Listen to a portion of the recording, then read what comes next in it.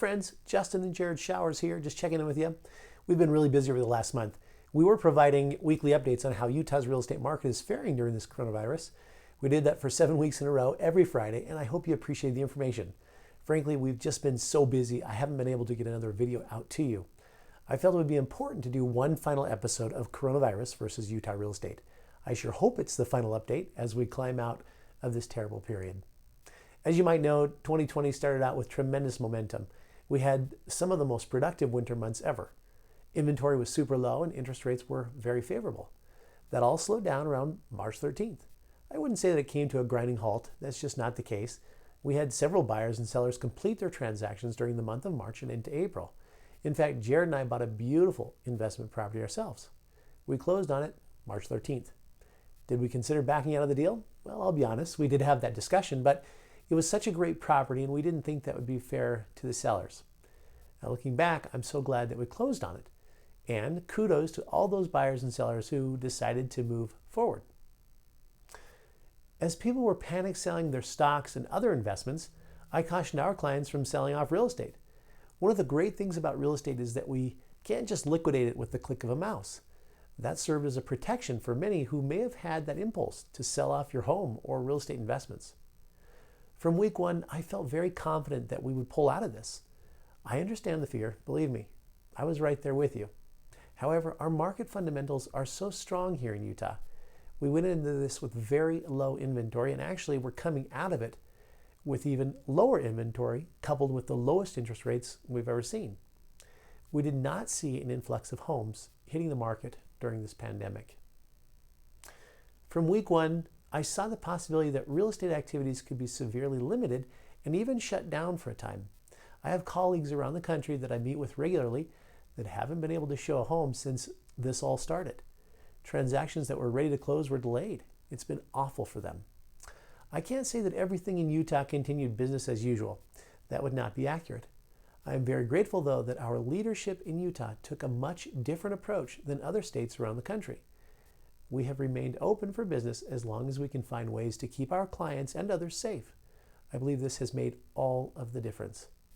By the way, we have found ways to conduct business safely and effectively.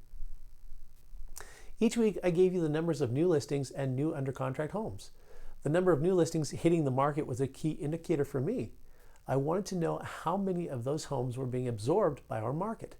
I have to say that I was blown away each week where, on average, we had near perfect absorption. As an association, we track the number of showings across the Wasatch Front. If you look at a graph, you'll see a nosedive from March 13th. Showings bottomed out April 7th, and the number of showings have gone up as fast as they went down. And we have felt it. I knew that as soon as buyers and sellers felt confident again, it would be as if someone opened the floodgates and all of that pent-up demand would be at play in our market. Let me emphasize what that looks like with this week's numbers. We had 153 new listings hit the market. We had 190 homes go under contract. You might also be interested to know that currently we have 917 active listings of existing homes at all price ranges in our county. We have 1,187 homes under contract. In the last 60 days, we closed 1,223 homes. I was hoping we might achieve a little better balance in our market for both of our buyers and sellers. I do realize that historically low interest rates have certainly helped. As rates rise, we might see some of this intensity peel away. If rates get up to 4.5%, for example, which they did hit last year, we could see things slow down. But for now, the market seems to be making up for lost time. So what has changed?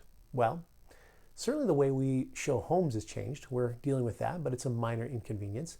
Probably the biggest changes we've seen have to do with mortgage financing. Currently, borrowers must have better credit than ever before, 680 and above. Lenders are verifying employment up to 3 times during the mortgage process. Appraisers are taking a little more time getting their reports back. That's in large part because of the number of people who are also refinancing. The change in the availability of jumbo loans will have an impact on homes in the higher price ranges. We have great financing options for loans up to around $510,000. That can be a little higher depending on what county you live in. We still have options though. You can still get financing in those upper price ranges, but you might need 20% down. Loans for investment properties have changed. Cash out refinances have changed. These are all things that we can deal with though. By the way, if you haven't refinanced, please call our longtime mortgage partner, That's Keith Snow with Security Home Mortgage at 801-367-4663. I hope you're going to take advantage of these rates. So have property values gone down? If we're talking about residential real estate under $750,000, the answer is no. In fact, I think in the short term we're going to see an uptick in values. That's the double-edged sword of low interest rates and low inventory. Will appraisers be able to keep up? Probably not, and that will keep us in check. How many of you had a family member or friend offer a prediction on real estate values over the last couple of months? I've sure seen a lot of that. In fact, one of our viewers commented on a recent video and predicted that the housing market would go down 30%. Now, everyone is entitled to their opinion, and I hope what we've offered over the last 2 months are some solid indicators, some real data that you can look at. Jared and I have 40 years of combined experience. We know this market. We've been through the ups and downs. The coronavirus has certainly taken a toll in many ways, but Utah's real estate market is fundamentally sound. It's not invincible. There are other factors that we may face in the future. We would invite you to stay in touch with us. Don't put much stock into what Cousin Billy says. Don't get caught up in what the media says, especially if they're reporting on the real estate market nationally. Our market is unique. Every market is unique. It's hyper-local in many cases. You need an expert. We're always happy to take your call. It's worth noting that commercial real estate may take a hit. Recreational properties may suffer some. Those who own nightly, weekly rentals have felt the pinch as bookings canceled. There are some properties that have not fared as well. Some of our more rural areas are also hurting. Now, new construction seems to be full steam ahead. Multifamily is doing very well. Many investors will pull money out of the stock market and put it into real estate. In fact, maybe you ought to think about diversifying your holdings. I'll extend the invitation again to listen to our podcast, the Twin Investors Real Estate Show. We talk about all of these types of properties. We personally own commercial, raw land, recreational, multifamily, nightly rentals, and single-family homes. On our show, we'll be sharing much more about where we'll be investing and how our portfolio continues to grow. I would like to give you a quick update on what we're seeing on the property management side. Our firm oversees about 250 properties. During this pandemic, perhaps nothing has given us more anxiety than rent collection. I reported in April that we had 95% of our tenants pay on time and in full. We had several partial payments, and only about 2% of our tenants could not pay anything for the month. Now, I credit our property management staff and the owners that we represent for their compassionate approach in dealing with those who could not pay. The month of May was our next big test. We're happy to report that most of our tenants paid in full and on time. I think the stimulus check was a big factor for many of our tenants. We hope that rents continue to come in as expected. We're committed to working with anyone that has fallen behind to find a fair and equitable resolution. I know we're not done with all of this, but what have we learned so far? Let me offer 5 personal observations to end this video. Number 1, we can get through almost anything if we have 6 months worth of living expenses in the bank and a full pantry of food and other supplies. And I know that's easier said than done. Number 2, fear is powerful. Do not let it take the wheel. 3, only take advice from true professionals. Don't call me for advice on the mold that's growing on your back. I can't help you.